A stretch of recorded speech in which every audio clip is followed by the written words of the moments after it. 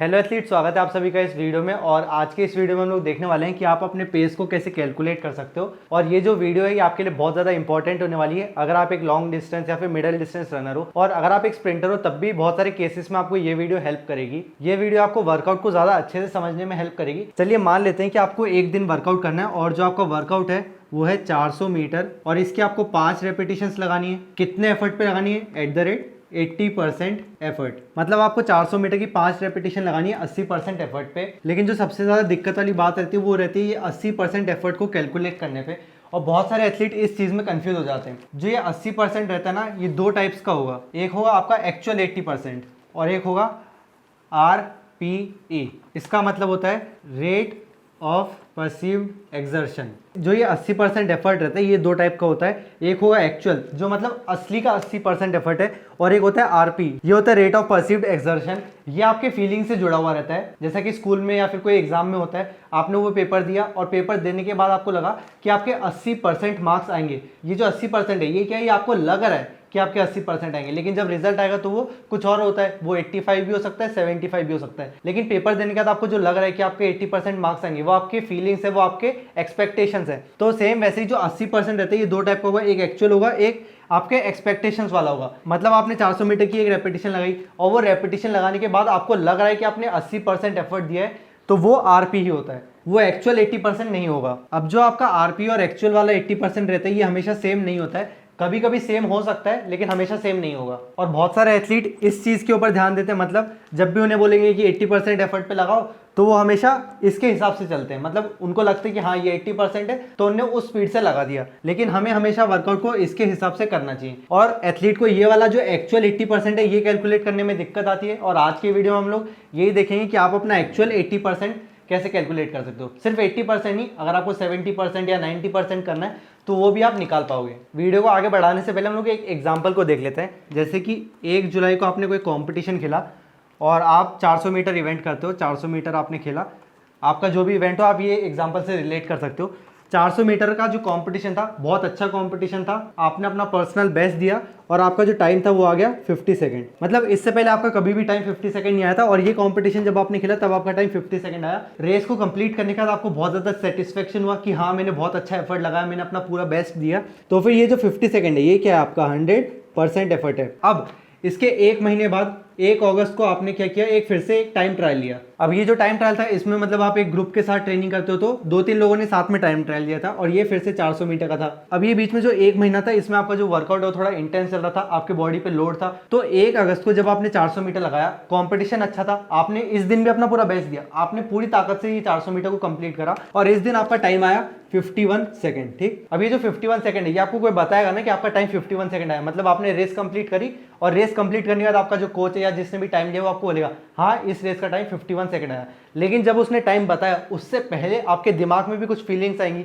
आपको ऐसा लग रहा होगा कि मैंने ये तो बहुत अच्छे से किया है, मैंने अपना पूरा 100% दिया है, पूरे शरीर की ताकत लगा दी, जैसा मैं एक्सपेक्ट कर रहा था वैसा मैंने अपना बेस्ट दिया है। और आपके मन में होगा कि आपका क्या है? 100% है। अब ये कंप्लीट करने के बाद आपको लग रहा है कि 51 सेकंड आपका 100% है, लेकिन एक्चुअल में जो आपका 100% था वो क्या था? वो 50 सेकंड था। ये आपका एक्चुअल 100% है और ये आपका RPE है।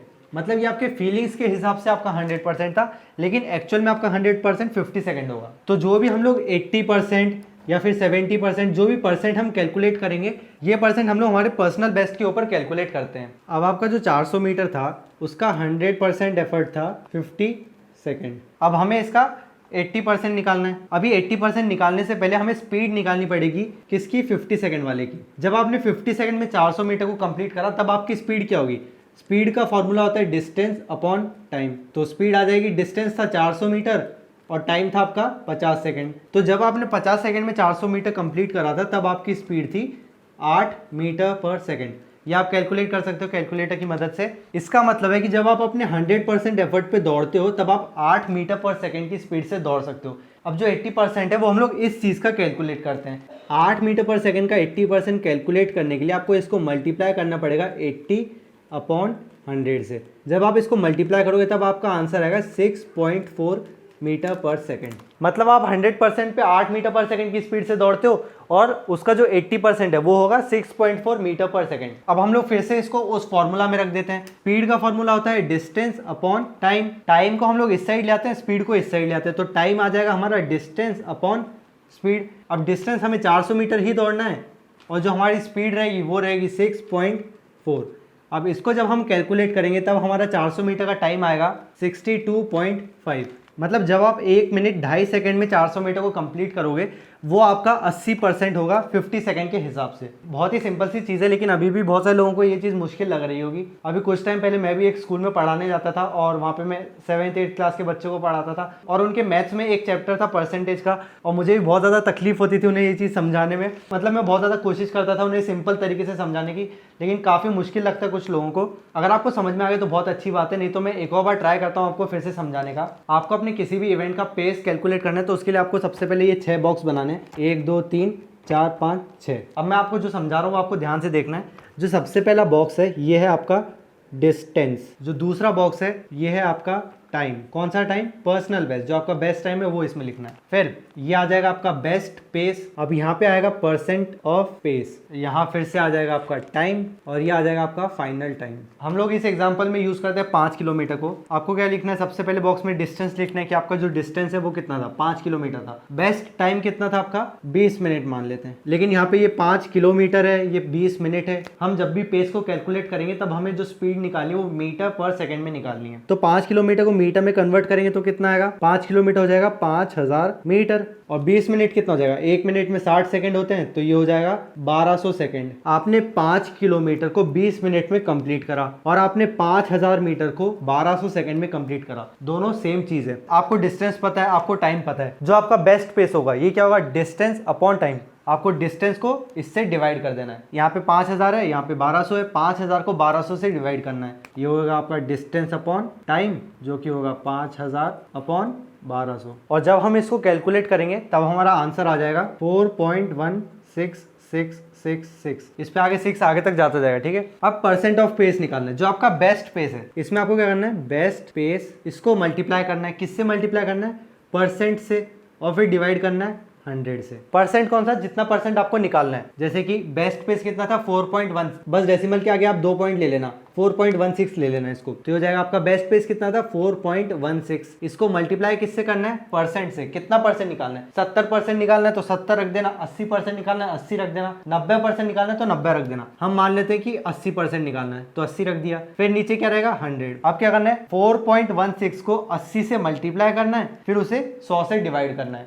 यहाँ पे ये टाइम नहीं होगा, ये होगा पेस। कौन सा? न्यू वाला पेस। अब जब हम इसको कैलकुलेट कर लेंगे तब आएगा हमारे पास 3.32। एक बार फिर से देख लेते। आपने 5 किलोमीटर को 1200 सेकंड में कंप्लीट करा तो आपका बेस्ट पेस आएगा 4.16 मीटर पर सेकंड। अब 4.16 को आपने 80 से मल्टीप्लाई करके 100 से डिवाइड कर दिया तो आपका नया पेस आ जाएगा 3.32 मीटर पर सेकंड। अब हमें क्या करना है? 5000 मीटर को इससे डिवाइड कर देना है तो हमारा फाइनल टाइम आ जाएगा। और जब हम ये चीज करेंगे तब हमारा फाइनल टाइम आएगा 1500 सेकंड। 1500 सेकंड को अगर हम लोग मिनट्स में कन्वर्ट करेंगे तो ये आ जाएगा 25 मिनट। आई होप आपको इस तरीके से थोड़ा आसान लग रहा होगा। सबसे पहले आपको अपना डिस्टेंस देखना है और उसका टाइम देखना है। डिस्टेंस को टाइम से डिवाइड करेंगे तो पेस आ जाएगा। फिर जो पेस है, पेस को आपको परसेंट से मल्टीप्लाई करना है और 100 से डिवाइड करना है। यहाँ पे जो भी परसेंट आपको निकालना है उस परसेंट से मल्टीप्लाई करना है, ठीक है। फिर जो आंसर आएगा ये रहेगा आपका नया पेस। और अब आपको ये डिस्टेंस को इस पेस से डिवाइड करना है तो आपका नया टाइम आ जाएगा। चलो एक और एग्जाम्पल देख लेते हैं, आपकी थोड़ी अच्छे से प्रैक्टिस हो जाएगी।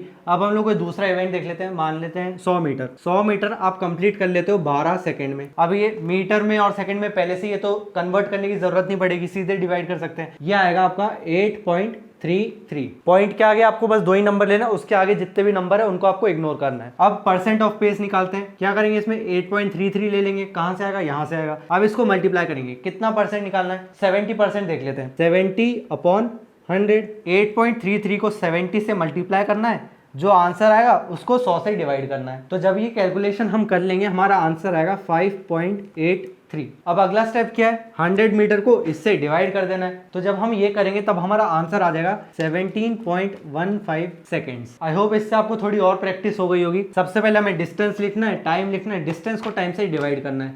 हमारी स्पीड आ जाएगी फिर जो स्पीड है, स्पीड को परसेंट से मल्टीप्लाई करके 100 से डिवाइड करना है। अब हमारी क्या होगा, नई स्पीड आ जाएगी। ये हमारी 100% वाली स्पीड है, ये हमारी 70% वाली स्पीड है। अब 100 मीटर को अपनी स्पीड से डिवाइड कर देंगे तो आपका टाइम आ जाएगा। कितना आएगा ये, 17.15। आप चाहो तो इसका स्क्रीनशॉट ले लीजिए या फिर इस वीडियो को सेव कर लीजिए, और जब भी आपको बाद में कंफ्यूजन हो तब आप ये वीडियो को फिर से देख सकते हो। मैंने इसको जितना हो सके उतना आसान तरीके से समझाने की कोशिश करी है। अगर आपको अच्छे से समझ में आ गया तो प्लीज़ नीचे कमेंट करके ज़रूर बताना, और अगर आपको समझ में नहीं आया तब भी आप नीचे कमेंट कर सकते हो। मैं अपनी स्किल्स को डेवलप करने की कोशिश करूँगा और ट्राई करूँगा एक और वीडियो में आपको थोड़ा और आसान तरीके से समझाने की कोशिश करूँ। और अगर आपको लग रहा है कि ये काफ़ी ज़्यादा कॉम्प्लिकेटेड है और आप इतने कैलकुलेशंस नहीं कर पाओगे, तो फिर आपको किसी अच्छे कोच के पास जाके वर्कआउट करना चाहिए, ताकि वो आपके लिए ये सब कैलकुलेशंस कर ले। और अगर आपको मेरे समझाने का तरीका पसंद आया और मुझसे पर्सनल ट्रेनिंग लेना चाहते हो तो आप मेरी एकेडमी को भी ज्वाइन कर सकते हो, जो कि भोपाल में है। और ज़्यादा डिटेल्स के लिए आप ये नीचे वाले नंबर पर कॉल कर सकते हो।